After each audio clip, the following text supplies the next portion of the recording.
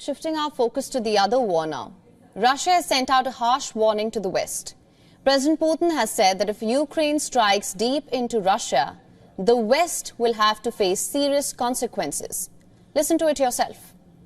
The representatives of countries that are NATO members, particularly in Europe, particularly in small countries, should be aware of what they're playing with. They should remember that these are primarily countries with small territory and dense population. And this factor they should take into account before they speak about strikes deep into the Russian territory. The warning is loud and clear. Putin has threatened a global conflict. Pay attention to the words that he's used. NATO countries with small territory and dense population should think twice before speaking of strikes on Russia.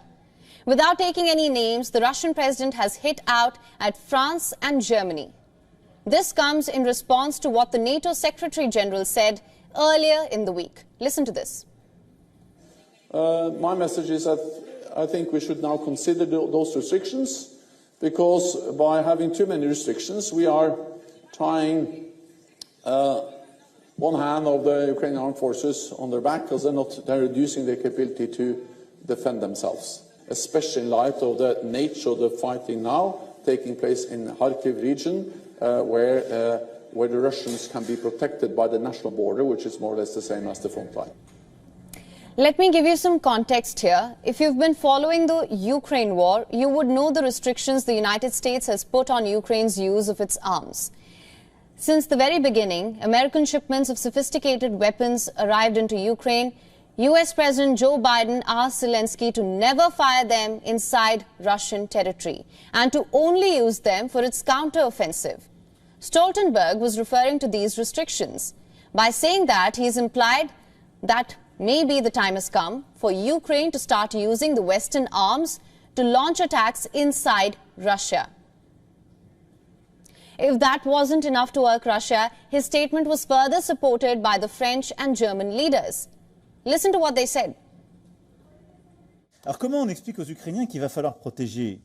We think that we should allow them to neutralize military sites from which the missiles are fired.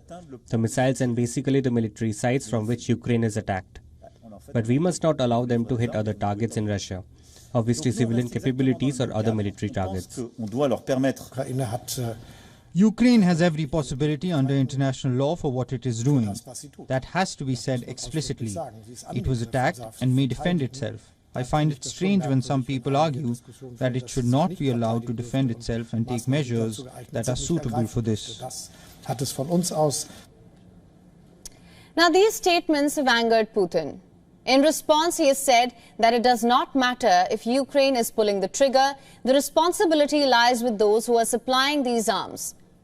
And not only arms, but also troops. Putin claims that Western military instructors are already in Ukraine operating undercover as mercenaries.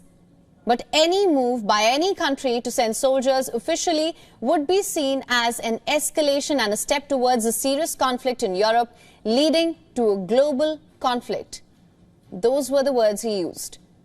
The Biden administration feared just this. That's why it imposed restrictions on Ukraine in the very first place. And it still maintains its stance. Listen to this.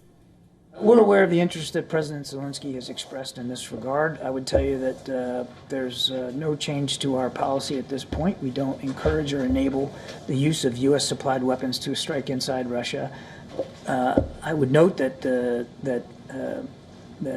Ukrainians have, in the past, defeated imminent air attacks, such as some of the ones that have occurred in the last few days on their own since the war began. Well, the Kremlin did not hesitate there. Putin's press secretary Dmitry Peskov mocked the divide in the West. He told Russian media that there is no consensus among the allies on this issue.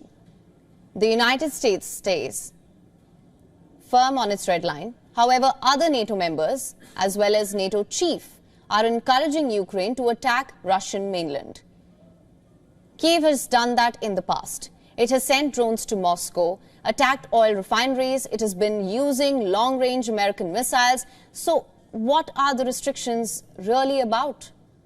For latest news, download the WION app and subscribe to our YouTube channel.